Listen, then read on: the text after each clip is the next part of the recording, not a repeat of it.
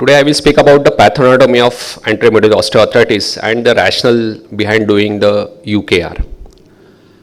I think perhaps for no other disease or surgery in orthopedics, understanding of the disease progression and the changes in the normal anatomical structure is more important than for the AMOA and for UKR. Because as Dr. Sinu said, and literature said, perhaps one of the most important causes of failure of UKR is the wrong indications. And for better understanding of indications, if we understand the changes in the normal anatomical structure with respect to the development of AMOA, I think it becomes easier in selecting the correct patient, and it helps us in avoiding the failure.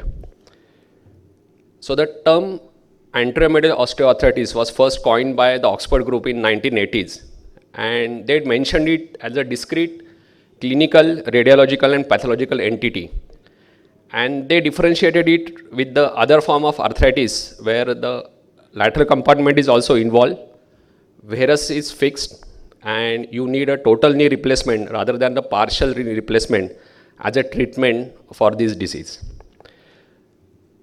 So why do we need to understand the pathoanatomy? As the designer surgeon of Oxford group, Professor John Goodfellow said, the decision to perform UKR, it should be based on the pathoanatomy of the medial compartment arthritis.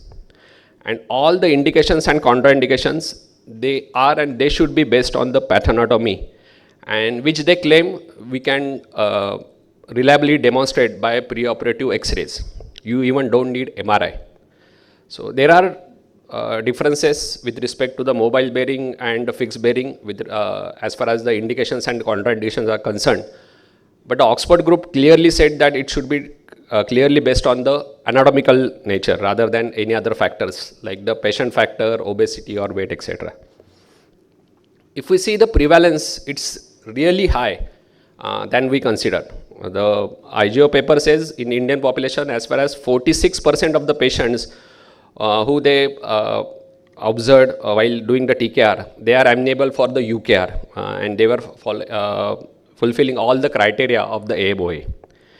It's not a disease of cartilage only, it affects all the ligaments as well as bone also, and the probable cause is a mechanical cause.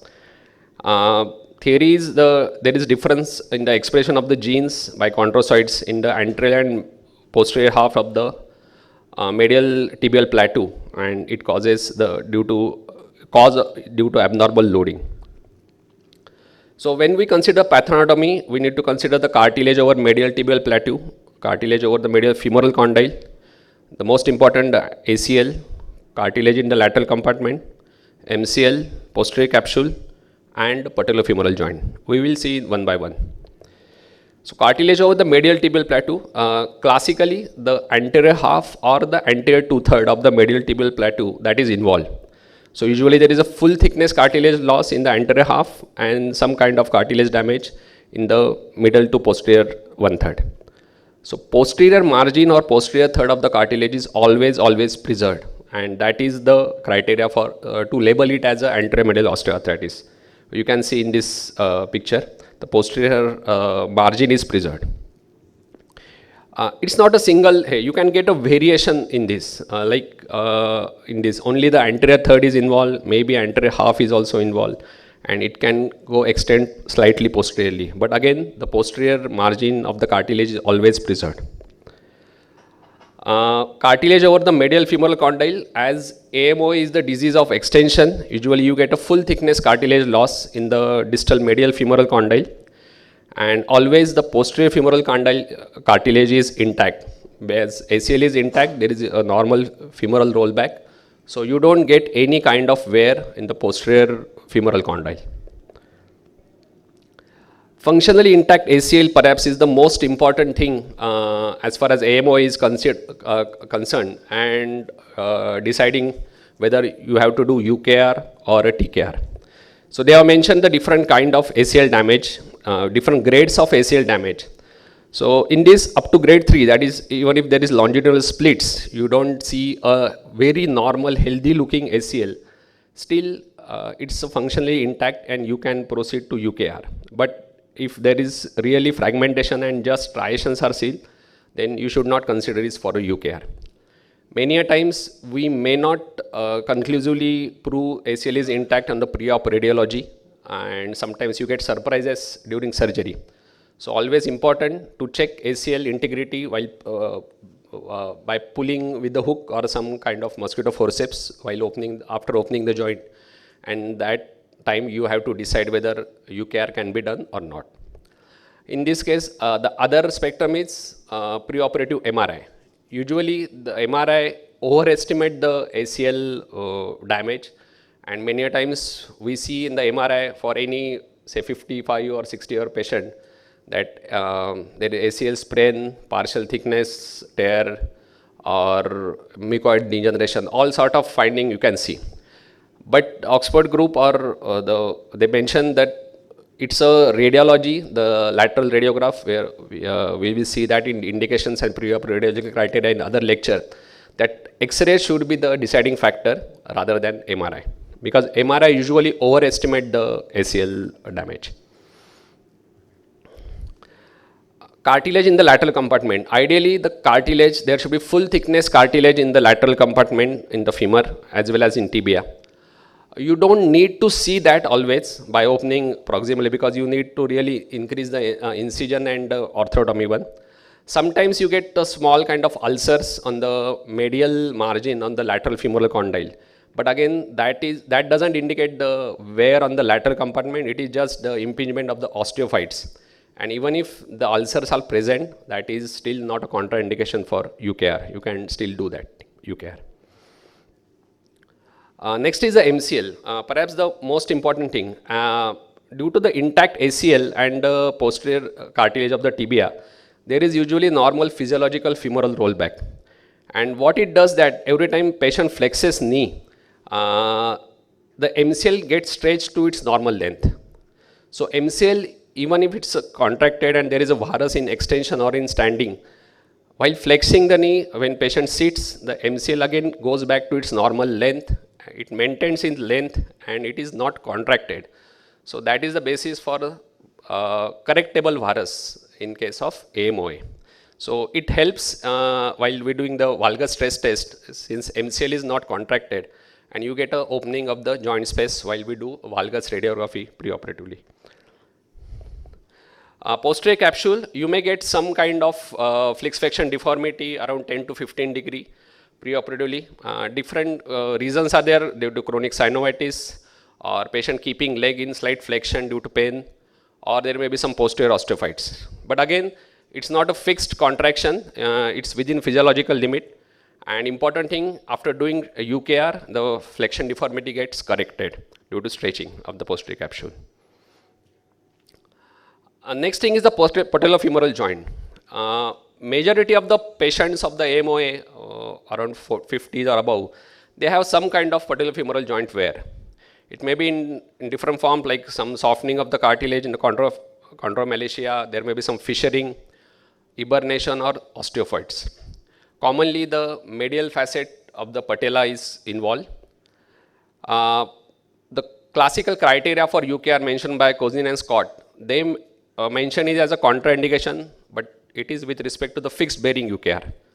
For mobile bearing, Oxford group doesn't mention it as a contraindication. In fact, they say that it reduces the patellofemoral stresses after you do the UKR. And even if the patellofemoral wear progress, revision is not required. So, according to Oxford group, you can almost completely ignore the patellofemoral joint status, except in very rare cases where there is a complete hibernation on the lateral facet of the patella and there is longitudinal grooving or some kind of lateral subluxation in the skyline view. Like in this case, the third picture, if this severe form, if you see, then that should be the contraindication. But again, according to Oxford group, this constitute less than 1% of the population of the AMOA. So for all practical purposes, patellofemoral joint wear is not a contraindication for unicondylar knee, at least for the mobile bearing one.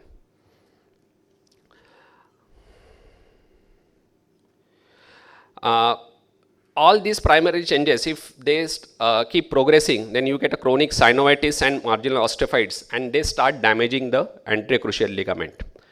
So you get different kind of osteophytes in peculiar area. Like in case of femur, you get osteophytes in the notch beneath the MCL attachment and the posterior part. While tibia, the classical anvil osteophytes just anterior to the footprint of ACL. Then there will be tibial spiking, and medial margins also have osteophytes. So most important thing, you have to remove all these osteophytes while doing the UKR before proceeding for any cuts while UKR. So if the disease keep progressing, then gradually ACL starts failing. And when ACL fails, there is subluxation of the femur over posterior tibia. So it gradually causes fixed flexion deformity, as well as MCL gets contracted. So you get a fixed varus deformity. And later on, if again disease keep progressing, you get a coronal plane subluxation and disease progresses to the lateral compartment. So what is the role of UKR? So UKR typically arrests this progression of AMOA before ACL fails. So it helps, like in this case, you see if ACL is intact, the disease is limited to the anterior half. If ACL is functionally not intact, disease progresses to the posterior arthritis. So what is the rationale behind UKR? If we correct this varus deformity when it's in the anterior half, anterior medial half, before ACL ruptures, then you protect the ACL as well as the lateral compartment. It prevents the further progression of the disease. You restore the normal kinematics of the knee, and again the leg alignment is restored to the pre-arthritic stage, because the varus is correctable and you have just restored the alignment to the stage before the progression of before the arthritis has started. So in summary, the cartilage wear in AMOA is typically restricted to the anterior two-thirds of the medial tibial plateau, as well as the distal medial femoral condyle, as long as the ACL is functionally intact. As MCL length is maintained, varus is not fixed, it's a correctable varus. Osteophytes and patellofemoral joint wear are associated findings. Sometimes you see osteophytes even in the lateral tibial margins, but it doesn't indicate the wear in the lateral compartment. It's just a kind of instability, and it is again not a contraindication. And it can be ignored while making a decision to perform UKR. And timely UKR, it saves ACL as well as the lateral compartment. Thank you.